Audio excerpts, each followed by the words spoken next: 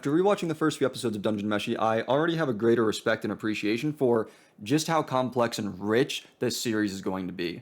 I have already picked up on more details regarding the kind of creatures that exist in this world. I've picked up on little lore bits that are just being kind of dropped casually in conversation, and I've picked up on a wider variety of character expressions, both the way that the characters are speaking and just like little mannerisms and such that they're demonstrating during character interactions and in scenes that would otherwise be a bit stationary and where there's not much going on. So, with all that being said, I basically am just trying to say that the series on rewatch is showing just how great it is already, as if I wasn't already enjoying it the first time through. So, let's go ahead and start episode 4 of Dungeon Meshi in 3, 2, 1, go. Okay, and we are getting right into the OP. Cool. As much as I think I've commented like maybe every episode so far that the visuals in this OP are a little weird to me. um, but I don't know if I've commented on the song. I think the song is nice because it fits the sort of vibe of the series thus far. It's just sort of jaunty and fun. Also, real quick, I'm going to say, I think I've mentioned before, I think I mentioned it in an outro once, that I hate doing outros, and let me just add that I also hate doing intros. I hate doing intros and outros for videos.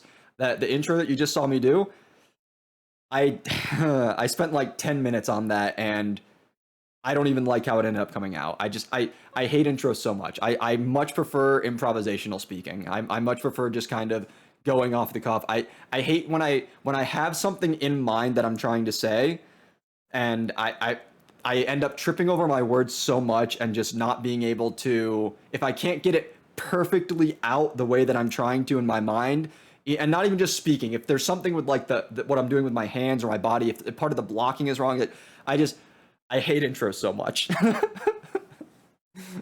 They frustrate me, they waste time, I do not like them. Okay, I managed to get through the entire OP with that little rant. Okay. I feel like my volume is not quite loud enough. There we go. Ew. Mold and dust. It'd be a coughing, sniffling fit down there. Who's talking? Wait. Oh no, he's just listening to the rattling of bones.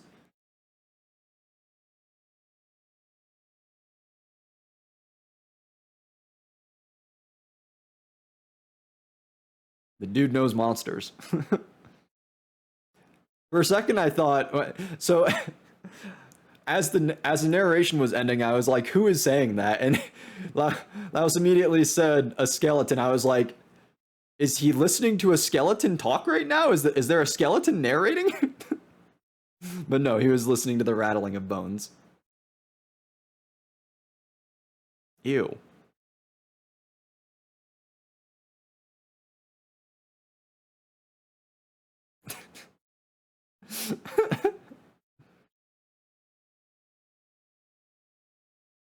Not quite loud enough.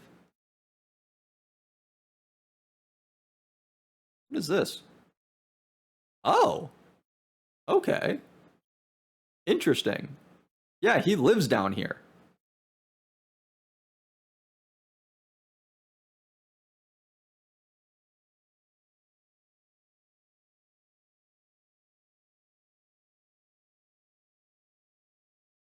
I feel like it's not normal for people to live down here, right? I think that part of the sort of prefacing in the first episode, if I'm not mistaken, when they were when Laos initially like, wait, what? High in nutrition. Aren't they dirt? What? Oh, that's what he means by nutrients.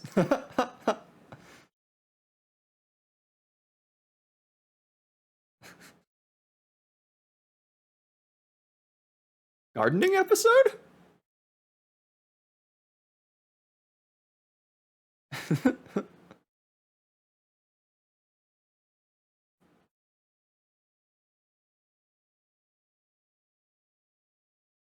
Huh. So many. This show comes up with so many interesting premises and bases for.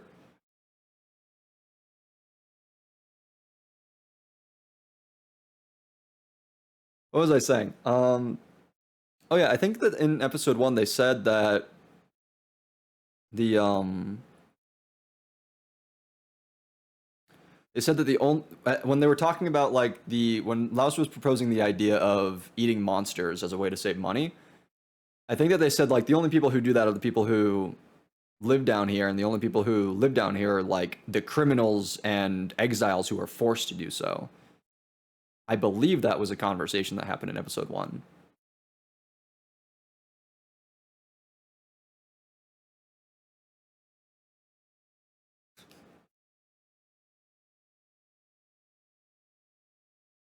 Living gardens.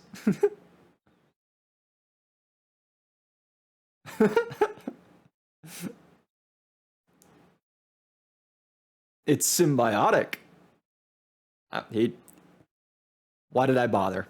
He was just gonna say it.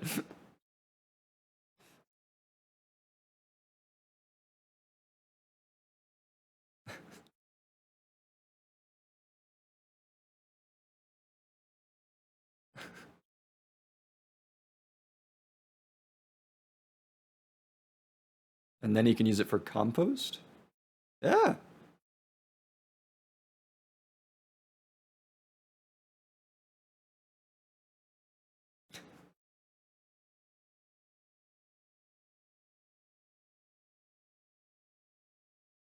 Well, yeah, that's not too surprising, is it? Oh, what?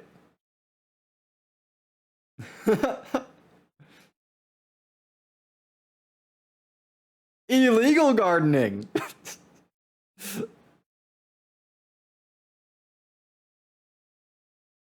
That's factually accurate. It is bad for your soil if you plant the same crop over and over again.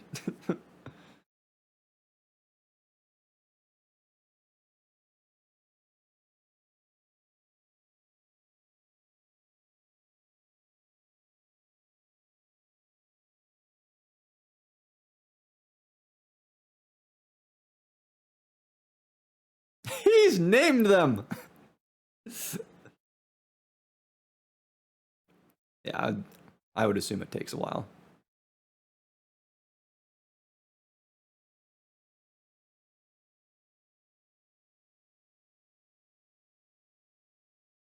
Well, yeah, they're helpful.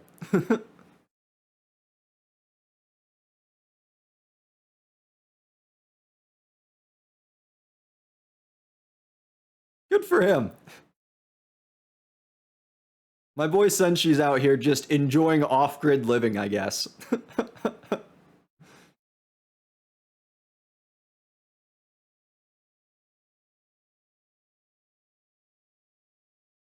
Marcial's just happy to have some quote-unquote normal food for the first time in a while. Ooh.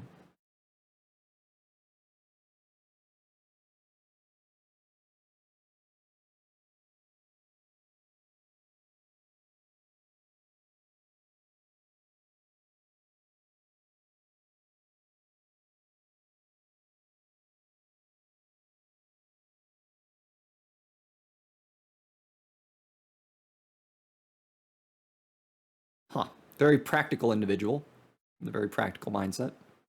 This tracks with what we've seen of him so far. I think it's also neat how they reuse ingredients sometimes. Like this is not the first time we've seen him be like, "Oh, I'm gonna, part of this dish is going to be this thing that we got previously."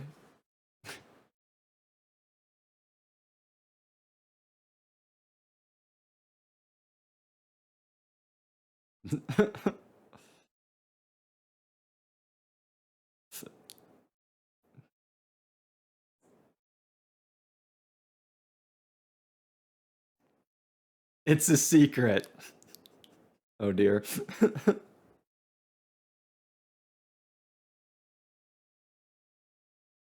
I like how Laos was just over here, like, waxing philosophical and curious about another detail with the monsters. And Marcial's basically just like, don't ruin this for me. I'm enjoying this meal. Stop it. Don't say something that's going to make me not enjoy it.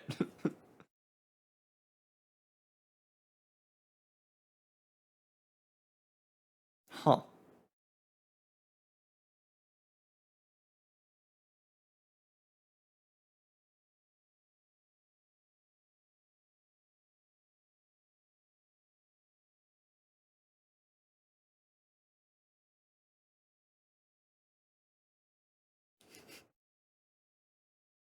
Yeah, it is gross, but also that is part of gardening, is fertilizer.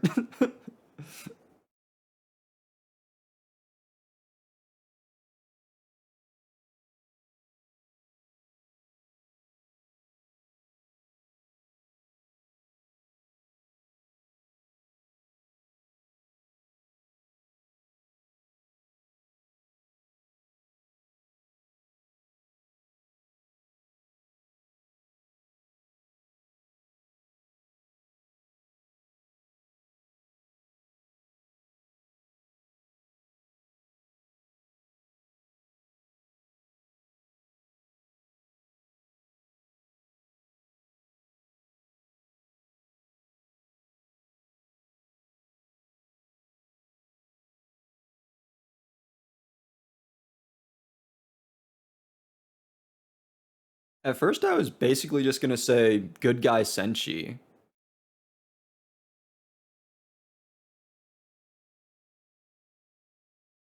Living this solitary life to do these things that are beneficial to the other folks in the dungeon. But as he kept going, it's kind of like if I'm away for a month or two, it'll be fine. Just can't be away for longer than that, I guess. But as he kept going, it's kind of like he considers himself part of the dungeon's ecosystem almost.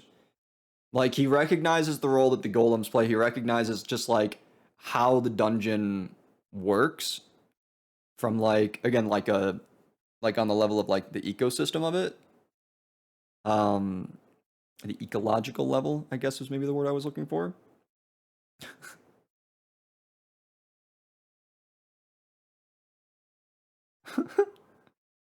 Oh, that's unfortunate. Ah, oops. They've been stealing from Senchi without realizing it. Oh dear. Yeah, that's a very interesting perspective he has. Very like very nature-based perspective.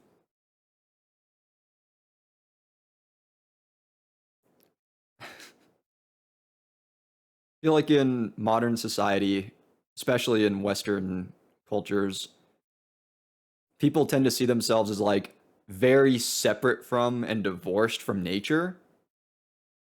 But Senchi's attitude seems to be very different from that, which is neat. It's cool to see. What is this now? For reasons can't go back above ground. Yeah, so that thing I was talking about earlier about criminals who are exiled down here. For reasons can't go back above ground. Also, I like how their outfits are currently just overflowing with the vegetables. Why is he what?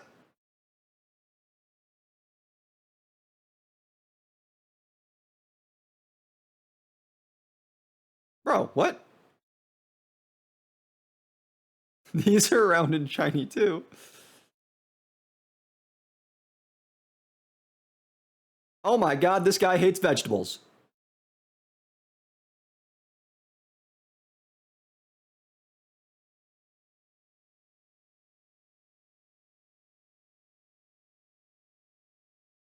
That sounded like violence. Oh, Things have escalated. The hell? Oh, okay. And now this is happening, I guess. Jesus!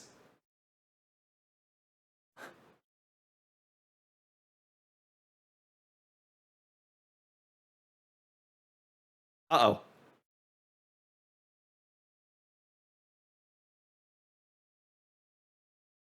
Did the orc get distracted by the cabbages? Wait, what?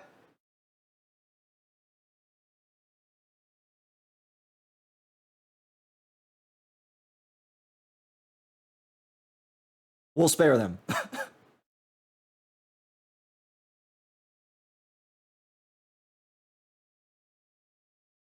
uh,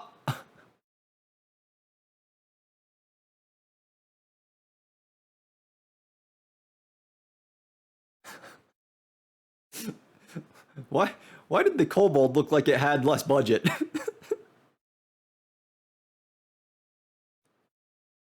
Just like a bit. The wed wagon.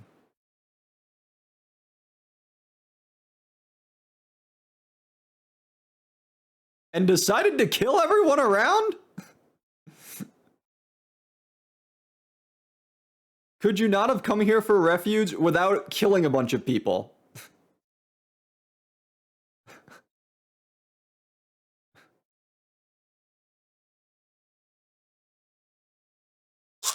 Gross.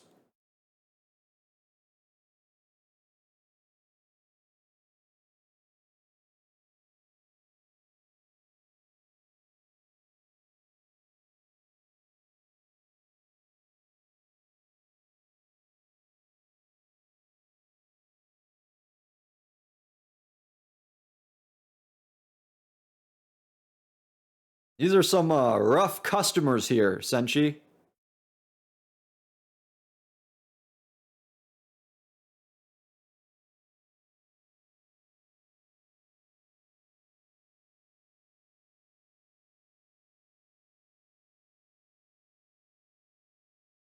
Okay, maybe just the vegetables.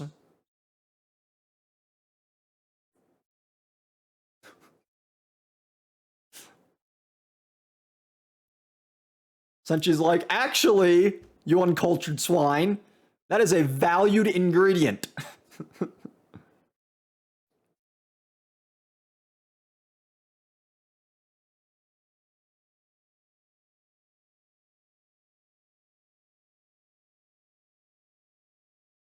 um, Senshi, I don't think that's what they were. Bread. Yep. That's not what they're talking about.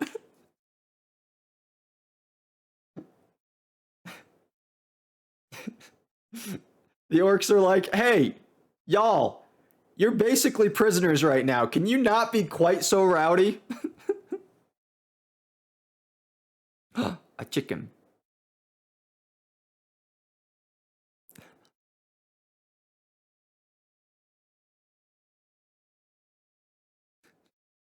Give it to me.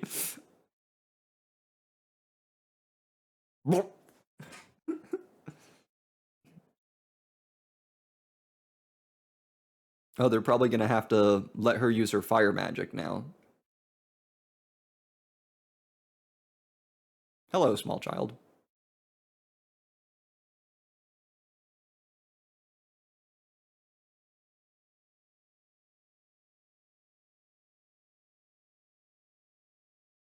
Oh, okay.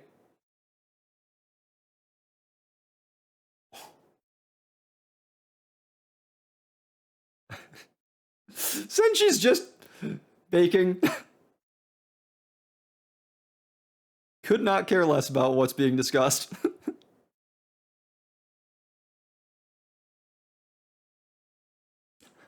Could not care less.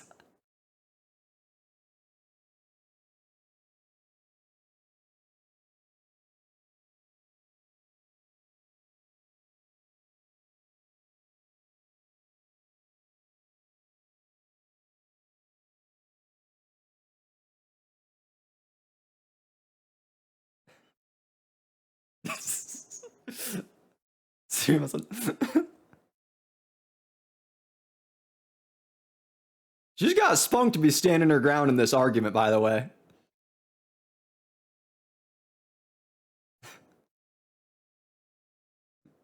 I think it's also funny that, like, he's willing to match barbs with her like an equal, but when Chill Truck tried to get involved, he was just like, shut it, half foot.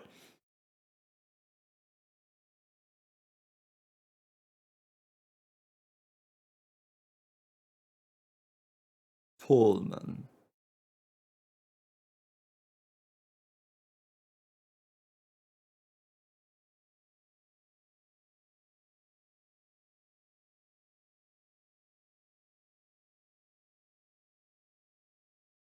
Is he trying to gain the kingdom? Apparently not.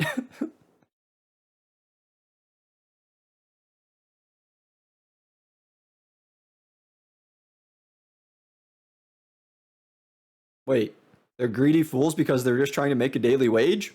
What?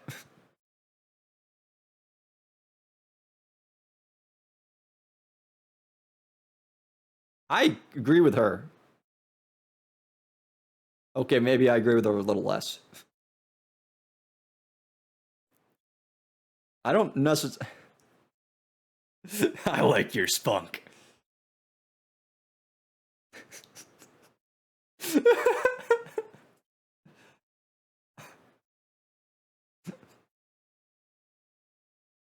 Child trying to play with it like a toy, and she's just like, no. No. That's another one of those just like those little things that it's really nice to see. Like, as everyone was just standing around the pan like that, they didn't have to add a little thing of like a curious, nosy kid being like, ah. And they also didn't have to add one of the adults being like, no, no.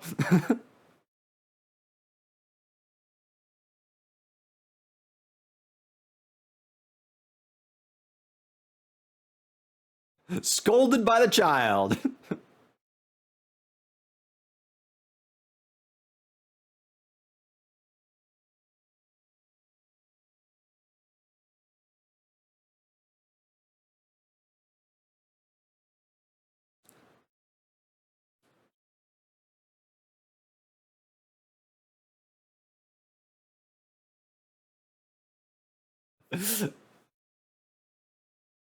This ruthless killer is getting absolutely played.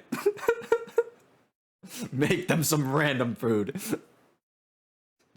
Oh my god. The way that orc was presenting the chicken. Oh my god, that looks good. Just like a stranglehold on it on its throat. Not entirely sure what I'm looking at, but it looks fucking tasty. Ah.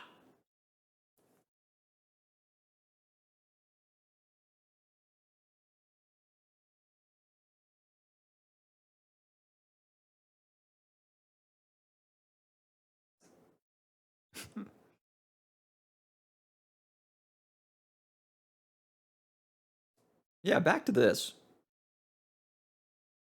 Okay, but obviously you had a goal prior to that, right?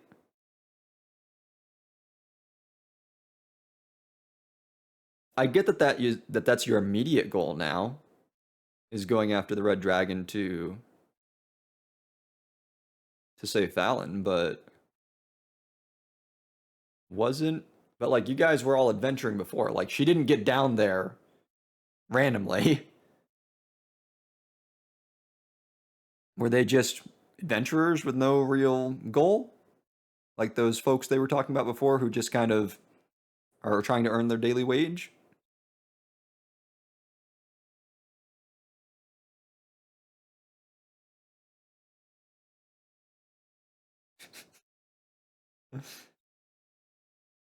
Gun buddy.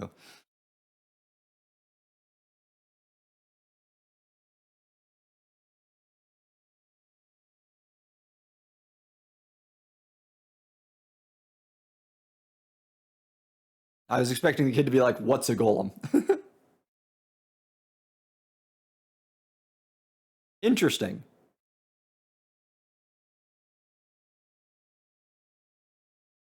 Neat episode. Neat episode. Um, and it kind of had a bunch of the stuff that I was mentioning at the beginning, where there's we're getting details.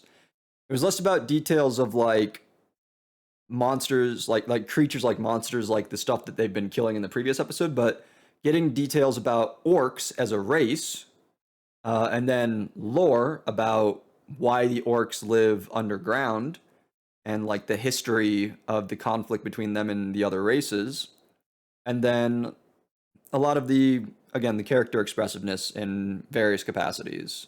Like I mentioned with the kid trying to grab the food and Senshi being like, "Stop that!" And there's a bunch of examples of character expressiveness that this is very much, I think, a character, maybe not necessarily character focused story, but I think that so when you have narratives, one of the easy ways to break down and like classify narratives and stories is character driven versus story driven versus plot driven. Like, does the story advance because of the way that the characters, because of the kind of people the characters are and the ways that they behave and the actions they're taking? Or does the story advance for the sake of the story advancing? I'm not going to try to do like a huge breakdown right now of like how to identify one versus the other, but if you know what I'm talking about, you know what I'm talking about. Anyways, the reason that I'm bringing that up is to say I'm not necessarily sure if I would say that Dungeon Meshi at present is a character driven narrative, has a character driven story as opposed to a plot driven one. Um, but even if the story isn't necessarily character driven, I do feel like it is a very character centric story. It is a very character heavy story in the sense that it just like the characters have a lot of focus and they have a lot of care put into their development, and like you are meant to, the characters are meant to be the draw, I guess is what I'm trying to say. And so because of that, again, I just think it's not very surprising to see that there's a lot of different like examples of kind of like character expressiveness. But yeah, so I think that the interaction we saw with the orcs overall was very interesting. Again, like the way that they showed up in the kind of bar that we had, they killed everyone, just point blank, no discussion, no anything, just like they showed up and and said, we have the strength to take what we need. And they didn't even bother trying to take it from the people while they were alive. They were just like, these people could put up a fight, we don't want any of ours to get hurt or killed in an altercation, so we're just going to kill them all quickly so that we don't suffer any losses. And and they were going to attack our party as well until they saw Senshi and were like, "Oh, we know you. We like you." uh, and then we got to see that, like, you know, it's not that they're barbarians incapable of like engaging in quote unquote civil conversation or exchanges or anything like that. Like, after despite the fact that again they were basically treating our party as prisoners when they took them to their settlement, like once they were talking a bit, like while like after they got through like the cooking and the like brief exchange of kind of it wasn't super deep, but like what that once they got through like a brief exchange of like surface level beliefs about like the way things had been in the past, and again the history of like the orcs in relation to the other races, uh they kind of developed a bit of an accord, and even though relations were still a bit gruff, like the orcs, that's basically that's what I would say is like the orcs are gruff. They're a little rough around the edges, so to speak, especially compared to someone that's like a bit prissier, like Marcial as an elf. Um, but again, they're not these barbarians. They're not like brainless oafs who only know how to lust for violence. The way that they see it, the way that they see their situation is that they're just doing what it takes to survive. Again, I kind of agree with Marcial to the extent that like maybe they weren't doing things like maybe they shouldn't have been plundering villages as their way of surviving like from the beginning. Like she was like, because like she's commented, she was like, you guys did this before you were chased underground. This is how you've always been. Like you pillage other villages. um and I think it's worth noting that, you know, this is her perspective. We don't know entirely the extent to which it's accurate that like this is the history of the orcs from when they were on the surface. Like they've always been these like somewhat, you know, they've always been these kind of, you know, this lot that goes around pillaging other villages. We don't, well, the orc that we were talking to didn't outright refute that, but again, it's very possible that there are extenuating circumstances. Like there are other factors at play here that we didn't get from this conversation. Because again, this is like a very big topic that was covered in, I'm gonna say what, 5 minutes max. It was probably more like 2 or 3 minutes that we were talking about this. So like we only got, again, just very bare bones, basic, surface level discussions of this topic. And so there's a lot that could potentially be at play here that we are not aware of. And so I don't want to make any like sweeping generalizations or assumptions or anything. I want to say that while I do want to say that like I think Marcial had a point in saying that, you know, if you didn't want conflict with other races, you basically shouldn't have been harassing other races. While I do want to say that I agree with that kind of point, I do want to also acknowledge that her argument in furthering that point may be coming from a place of not fully understanding the other's position. So it just like sometimes I don't want to get super political, but sometimes people take a stance of both sidesism, which is basically where you say, well, you know, both sides have a point, both sides are entitled to, you know,